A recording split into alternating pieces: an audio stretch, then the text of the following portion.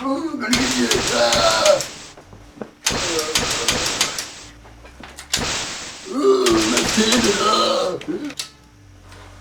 I'm back, it's Redman here, and today we're going to do a little bit more esoteric stuff again. Today we're going to go with the Nintendo's Light Zapper, and we're going to do a teardown and show you exactly how it works. The tools you're going to need to complete this job, you're going to need a flathead bit, preferably one that fits into the little bolts up here, and you're going to want yourself #1 Phillips head, which seems to be everything on the Nintendo.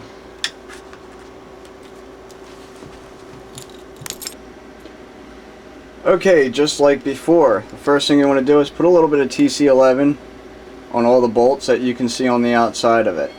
Now the chassis of the Light Zapper is made up of two parts, and instead of just like the normal controller, which is one shell, this has an outer shell and an inner shell.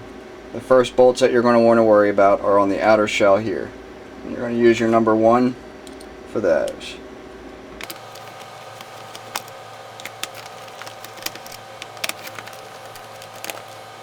Once they're loose, you can take the controller shell apart off of the outside. And you notice that underneath is a hidden screw. So once you get that off, you're going to want to go ahead and use your TC on that as well.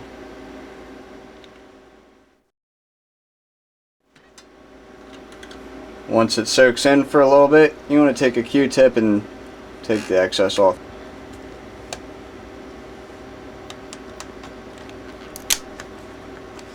This screw inside the orange part of the case on the top is a little bit tighter than all the other case screws on the unit, I've noticed. So you want to be extra careful when taking those out. It also helps if you have a magnetized bit, because these are some pretty deep screw holes.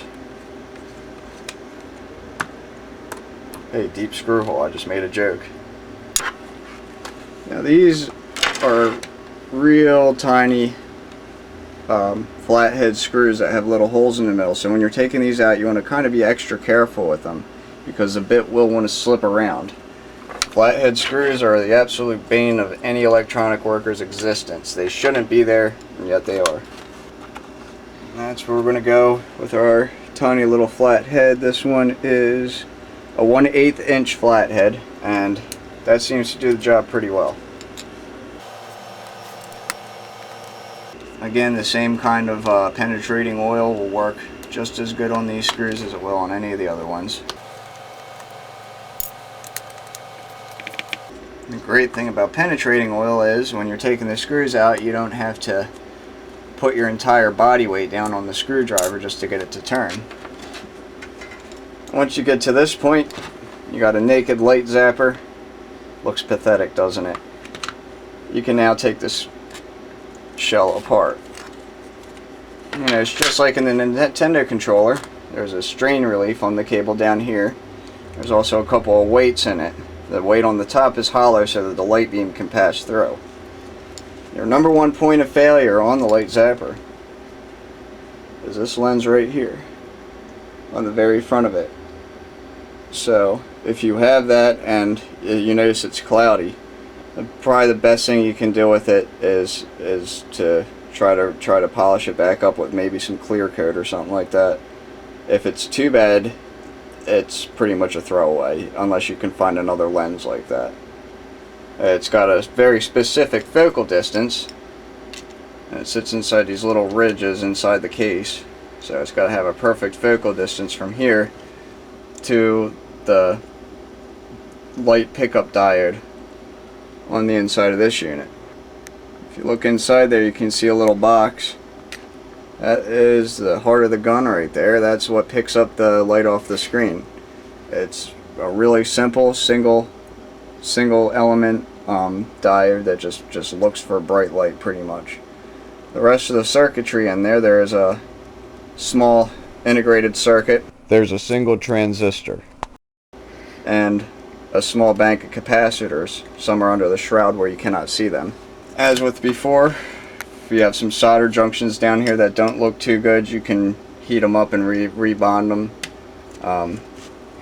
There is a plug on the back, a small little jack, and freshening the solder up on that can be a little bit trickier because of the points that you're working with are a lot smaller.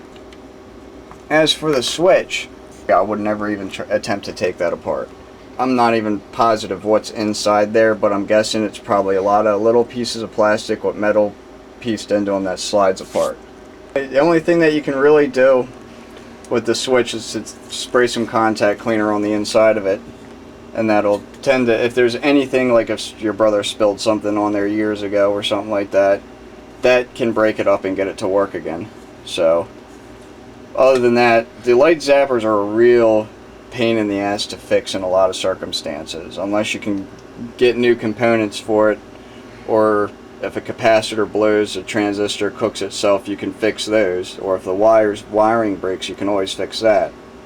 The diode on the front can be replaced, but because of its shape and focal distance, it is not recommended that you do so. The lens on the front can be cleaned or it can be replaced, but again, it's really hard to find one that has that exact focal distance. The plug itself, again, you can always go back and test each lead to make sure it's getting through and the wire's not your problem. There's simple points of failure with this, and there's complicated points of failure with this. A lot of guns that I've seen have really simple problems with them, so repairing that usually isn't an issue. But there are some guns where the IC completely goes dead, and it's pretty much garbage at that point. But luckily this one works. And now we can talk about how they work. It's interesting to note that a light gun does not actually fire the beam of light, but instead it registers it with the diode behind the lens. When the trigger of the zapper is pulled, the screen is blanked out to black, and the diode begins its reception. All or part of the screen is painted white in a way that allows the computer to judge whether or not it's made a hit by the amount of white light the diode receives. The user of the light gun notices little or nothing, because the period in which the screen is blank is usually only a fraction of a second. Detecting hits on more than one object is a bit trickier, however. The method of detection used by the light zapper involves drawing each target sequentially in white light after the screen blacks out. Essentially, the gun is telling the console when it saw the light, and the console can determine which white hitbox it was displaying at the time. Now, you may start wondering, as I did, how the light gun stays accurate, whether it be against a glass or across a living room. The secret there is the lens. Figure A shows the side profile of the zapper. Figure B is the barrel shown front on. The diode in this one is not to scale, however. It's just to demonstrate for the next two figures. Figure C shows the barrel close up. Figure D shows the barrel further away than in Figure C. We can note that the lens causes the diodes in Figures C and D to appear to be the same size, regardless of how far away the barrel is from our eyes. This makes the diode's field of reception more narrow as the target gets further away. This means that the gun stays accurate 1 foot or 15 feet away from the screen. Stay tuned when next week we tackle the PlayStation 2.